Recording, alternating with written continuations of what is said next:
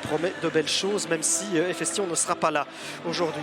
À Westerlo, on aligne, Jonas de Rook aligne tout simplement du RWDM. Donc je vous en ai parlé, pas d'Efestion, c'est Corentin Lavie. Vincent Levreur l'avait dit à l'interview qui va démarrer.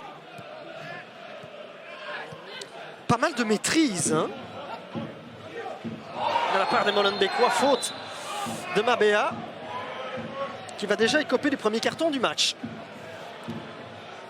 Le Joncourt est encore obligé d'intervenir, Romens dégage ça. Le ballon reste quand même exploitable par les joueurs de Molenbeek. Mabea tente sa chance à distance, ça passe au-dessus.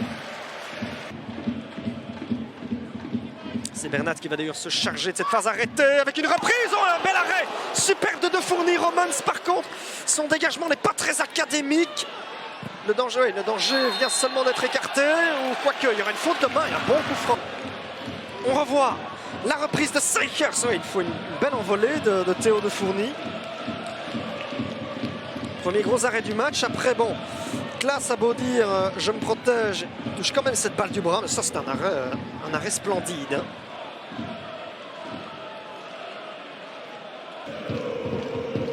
Quelqu'un pour reprendre la tête et réduire au silence les supporters du COP de Westerlo. Long ballon vers Ruysen.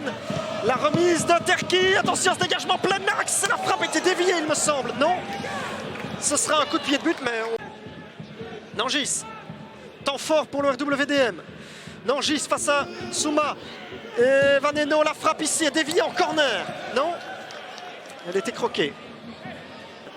S'appuie sur Vaneno, il y a une projection de Mabea, il y a De Kuiper qui seront disponibles. Une possibilité de déborder. Le centre de Kuiper, une reprise, oh elle était belle. Elle était virulente, elle était jolie, c'était Dirks qui a repris cette balle en première intention. Il ne s'est pas posé de questions. Hein. De Kuiper avait une fenêtre dans laquelle centrer, Jordanov était bien mis.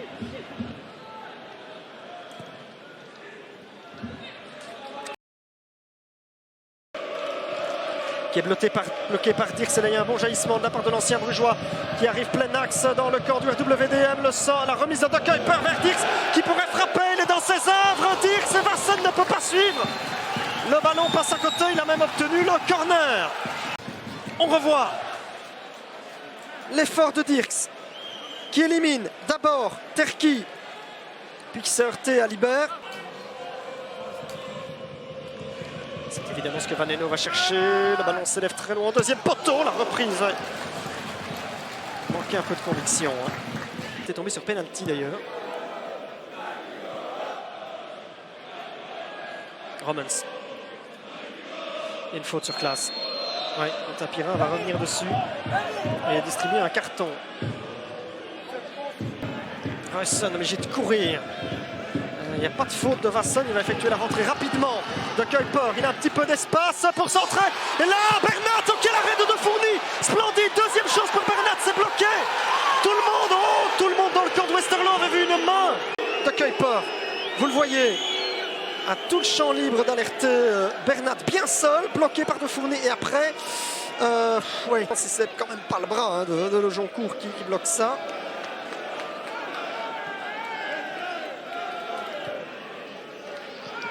On devrait revoir ça plus près. Attention, il est devancé cette fois-ci. Il n'y a toujours pas de réaction de Quentin Pirard. Est-ce que c'était plus clair ici que sur la phase précédente? On revoit là. Le Joncourt est pris de vitesse. Nangis qui peut frapper au-dessus. Ça a le mérite d'exister.